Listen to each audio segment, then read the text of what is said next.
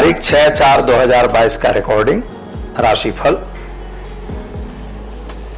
नमस्कार दर्शक मित्रों, मैं आचार्य दुर्गा प्रसाद शास्त्री आप सभी का स्वागत आपकी YouTube चैनल में करता हूं। यहां पर हम विविध प्रकार के वीडियो बनाते हैं और साथ ही में आपके प्रश्नों का एक सवाल का जवाब भी रहता है। टिप्स तो रहती ही है, दिन में आप क्या करेंगे इसके बारे में भी हम बताते रहते हैं।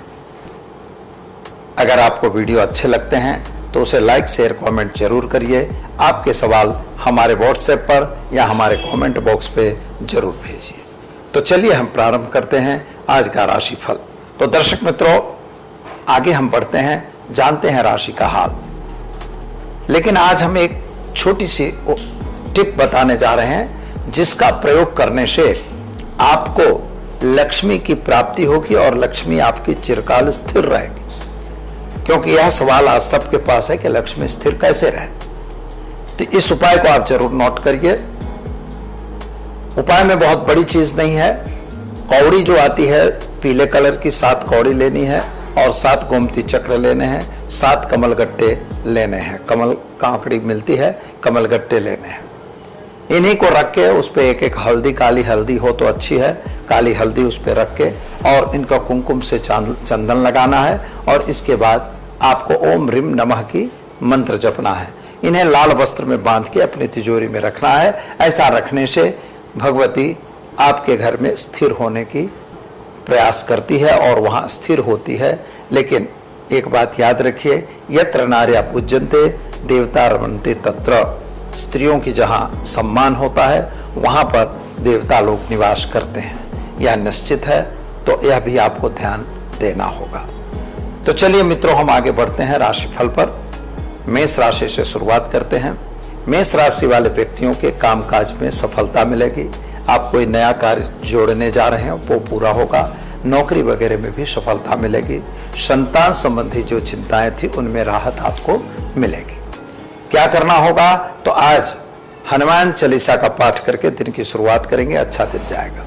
चलिए अब जानते हैं वृषभ राशि। वृषभ राशि वाले जातकों के लिए सामान्य रूप से समय बढ़िया और सुंदर है। यात्रा वगैरह पे जाना आपका हो सकता है। कुछ प्लानिंग आप बना रहे थे वह भी पूरा होगा। साथियों का साथ सहकार जरूर मिल सकता है। जो आपके मित्र हैं, जो आपके संबंधी हैं, जिनके साथ आपका लेन देन है, उनसे जरा समझ बूझ के काम करना जरूरी है। बने वहां तक कर्ज से दूर रहने की जरूरत है। क्या करना होगा, तो आज ओम हौम जुम शह मंत्र का प्रयोग करिए, दिन की शुरुआत करिए, अच्छा दिन रहेगा। चलिए अब हम जानते हैं मिथुन राशि। मिथुन राशि वाले जातकों के लिए सामान्य रूप से समय बढ़िया है। यात्रा वगैरह पे जाना आपका भी हो सकता है। व्यापारियों के लिए समय अच्छा है। शादी संबंधी की कुछ बातें भी पूरी होंगी और खास तौर पर अगर आपने कहीं पैसों का लेन देन किया है तो पुराने पैसे फंसते हुए नजर आ रहे हैं। विद्यार्थियों के लिए समय अच्छा है। संतान संबंधी चिंताओं में राहत मिलेगी। ओम नमः शिवाय मंत्र का प्रयोग करिए, दिन का शुरुआत करिए, अच्छा दिन रहेगा। चलिए अब जानते हैं कर्क राशि। कर्क राशि वाले जातकों के लिए सामान्य रूप से संतान संबंधी जो चिंता थी उसमें राहत मिलेगी। यात्रा वगैरह पे आप जाना हो सकता है। नए व्यक्तियों की मुलाकात भी हो सकती है। छोटे बड़े काम जो रुके हुए थे वे कार्य भी आपके पूरे हो जाएंगे। एक बात का ध्यान यह रखना है कि किसी की कही सुनी बात में कोई गलत काम नहीं करना है। उपाय के तौर पे गाय को घास खिलाइए, दिन की शुरुआत करके अच्छा दिन रहेगा। चलिए अब हम जानते हैं सिंह राशि। सिंह राशि वाले जातकों के लिए सामान्य रूप से समय बढ़िया है। जल्दबाजी में आपको भी निर्णय नहीं लेना है। शनि महाराज की वजह से थोड़ा सा प्रॉब्लम भी आता हुआ दिखाई देता है। पारिवारिक क्लेश बढ़ रहा हो ऐसा लगता है। जमीन मकान के प्रश्नों का सॉल्यूशन होगा। संतान को विदेश जाने वगैरह के कार्यों में सफलता मिलेगी। उपाय के तौर पर सूर्य भगवान को जल चढ़ाइए, दिन की शुरुआत करिए, अच्छा दिन रहेगा। चलिए अब हम जानते हैं दर्शक मित्रों कन्या राशि। कन्या राशि वाले जातकों के लिए सामान्य रूप से समय बढ़िया और सुंदर है। यात्रा वगैरह पे आपका भी जाना हो सकता है। कुछ नया कार्य जो आप सोच रहे थे वह पूर्ण हो रहा है। सरकारी कामकाजों में सफलता मिलेगी। कोर्ट कचहरी में भी आपको सफलता मिले ऐसा योग बन रहा है। क्या करना होगा, तो गाय को घास खिलाइए, दिन की शुरुआत करिए, अच्छा दिन रहेगा। चलिए अब हम जानते हैं तुला राशि। तुला राशि वाले जातकों के लिए सामान्य रूप से समय बढ़िया है। आपके सोर्स ऑफ इनकम बढ़ती हुई नजर आ रही है। कुछ नौकरी करने वाले व्यक्तियों को प्रमोशन वगैरह भी मिलेंगे।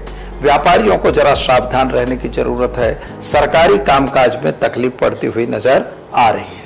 क्या करना होगा? तो ओम नमः शिवाय मंत्र का प्रयोग करके आप दिन की शुरुआत करें, आपका दिन बेहतर और सुंदर रहेगा। चलिए अब हम जानते हैं वृश्चिक राशि। वृश्चिक राशि वाले जातकों के लिए सामान्य रूप से समय सुंदर है। संतान संबंधी चिंताओं में राहत मिल रही है। विदेश यात्रा वगैरह के कार्यों में सफलता मिल रही है। नौकरी वगैरह में भी प्रमोशन मिलता हुआ दिखाई देता है। व्यापारियों को जरा सावधान रह के काम करना होगा। स्वास्थ्य संबंधी चिंताओं में आपको राहत मिलेगी। क्या करना होगा? तो आज आप गाय को चने की दाल गुड़ रोटी खिलाकर दिन की शुरुआत करें, अच्छा दिन रहेगा। चलिए अब हम जानते हैं धन राशि। भाड़ा फधा अक्षरों से जिनका नाम प्रारंभ होता है उनके लिए आपके लिए गुरु महाराज की कृपा आप पर बरसी हुई है। भाग्य आपका साथ देता हुआ नजर आ रहा है। शादी संबंध की जो बातें रुकी थी वे बातें पूर्ण होंगी। साथियों के साथ साथ सहकार आपको अवश्य मिलेगा। सोर्स ऑफ इनकम बढ़ती हुई नजर आ रही है। जो नया कार्य आपने सोचा था उन कार्यों में भी आपको सफलता अवश्य मिलेगी। क्या करेंगे? तो आज ओम गुम गुरुवे नमः मंत्र का प्रयोग करके दिन की शुरुआत करें, अच्छा दिन जाएगा। चलिए अब जानते हैं मकर राशि। ख ज अक्षरों से जिनका नाम प्रारंभ होता है उनके लिए पराक्रम की स्थिति आपकी अच्छी बन रही है। यात्रा वगैरह पर भी आपको जाना पड़ सकता है। नए लोगों के साथ की मुलाकात भी हो सकती है। खास तौर पर आपके परिवार में थोड़ा सा क्लेश बढ़ता हुआ नजर आता है। सोर्स ऑफ इनकम थोड़ी सी घटती हुई नजर आ रही है। क्या करना होगा? तो आज एक गरीब को भोजन कराइए, दिन की शुरुआत करिए, अच्छा दिन रहेगा। चलिए अब हम जानते हैं कुंभ राशि। कुंभ राशि वाले जातकों के लिए सामान्य रूप से समय बढ़िया है। यात्रा वगैरह पे आपको भी जाना हो सकता है। सोर्स ऑफ इनकम बढ़ रही है। पति पत्नी के बीच का जो अंतर था वह ठीक हो चुका है। कोर्ट कचहरी में भी आपको सफलता मिले ऐसा योग दिखता है। संतान को लेकर जो चिंता थी अभी भी यथावत रहेगी, लेकिन विद्यार्थियों के लिए समय अच्छा दिख रहा है। विदेश यात्रा वगैरह में आपको सफलता मिलेगी। क्या करेंगे? तो आज एक गरीब को भोजन कराइए, दिन की शुरुआत करिए, अच्छा दिन रहेगा। चलिए अब हम जानते हैं मीन राशि। मीन राशि वाले जातकों के लिए सामान्य रूप से समय सुंदर और अच्छा दिख रहा है। सोर्स ऑफ इनकम थोड़ी घटती हुई नजर आ रही है। आर्थिक रूप से बहुत समय अच्छा नहीं दिख रहा है, लेकिन पारिवारिक क्लेश जो था वो मिट चुका है। जमीन मकान का प्रश्न सॉल्व हो चुका है। साथियों का साथ सहकार आपको मिल रहा है। क्या करना होगा?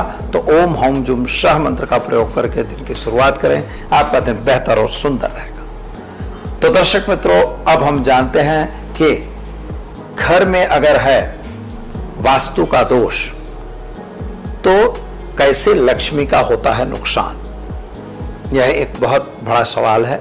कभी कभी लोग सिंपल रूप से नहीं समझ पाते हैं।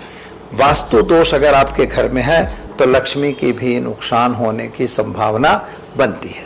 अतः जहां आप किराए से रह रहे हो या आप अपना मकान है, अपने मकान में रह रहे हो, फ्लैट में रह रहे हो, जहां भी आप रह रहे हैं वहां पर भी कहीं कहीं एक रूम का अगर घर है तब भी उसमें वास्तु का सिद्धांत लागू पड़ता है। तो वास्तु के सिद्धांत के हिसाब से अगर आपके मकान में नैऋत्य दिशा, पश्चिम दिशा, वायव्य दिशा और दक्षिण दिशा, ये 3-4 दिशाएं जो मैंने अभी बताई, वायव्य, नैऋत्य, पश्चिम और दक्षिण, और साथ में अग्नि को भी लिया जाता है, लेकिन ये अगर 4 दिशाएं हमारी गड़बड़ हैं, अब यहां पर क्या हो, मान लीजिए ये ओपन है, खुला हुआ है, तब भी एक प्रॉब्लम क्रिएट करता है। कभी कभी यहां पर गड्ढा होता है तब भी यह प्रॉब्लम क्रिएट करेगा। यानी नैऋत्य में, पश्चिम में, या तो आपके वायव्य में या दक्षिण में बने वहां तक गड्ढा नहीं होना चाहिए। गड्ढा यानी सेफ्टी टैंक वगैरह बनाने के लिए बताया है कि पश्चिम दिशा में अगर सेंटर में और वायव्य दिशा मतलब दक्षिण में भी सेंटर में अगर बनती है सेफ्टी टैंक तो इतना प्रॉब्लम नहीं है, चल सकता है, लेकिन बने वहां तक कोई भी बड़ा गड्ढा हमारे इन दिशाओं में नहीं होना चाहिए। अगर यहां पर गड्ढा है तो आप समझिए कि आपको आर्थिक नुकसान होता रहेगा। दूसरी बात है ईशान बंद।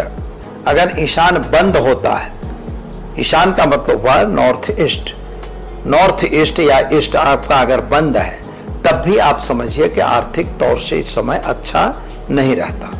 वायव्य का गेट हो गया, दरवाजा हुआ, तो उसमें इनकम तो आती है लेकिन जाने के मार्ग खूब बने हुए होते हैं। तो ऐसा स्थिति अगर है तो मित्रों ध्यान रखिए कि ऐसे मकानों में आपको नुकसान जरूर होगा। नैऋत्य का अगर दरवाजा बनाया है तो नैऋत्य की हवा अंदर आ रही है, तब भी आप समझ के चलिए कि आपके मकान में वास्तु दोष हो रहा है और वह दोष जो है आपको नुकसान देने वाला होगा। नैऋत्य में किचन, ईशान में किचन, ये चीजें आपको बीमारी देंगी, तो जो भी पैसा आएगा वो बीमारी के पीछे खर्च होता जाएगा। इस तरह से वास्तु दोष हमारे इकोनॉमिक को इफेक्ट करता है, चाहे वह फैक्ट्री हो, मकान हो, फ्लैट हो, दुकान हो, ऑफिस हो और चाहे आपका यूनिट हो, हर जगह यह चीज आपको इफेक्टिव होती है। इसका जरूर ध्यान रखिए और सुखी रहिए, संपन्न रहिए। दीजिए आचार्य दुर्गा प्रसाद शास्त्री को इजाजत। नमस्कार।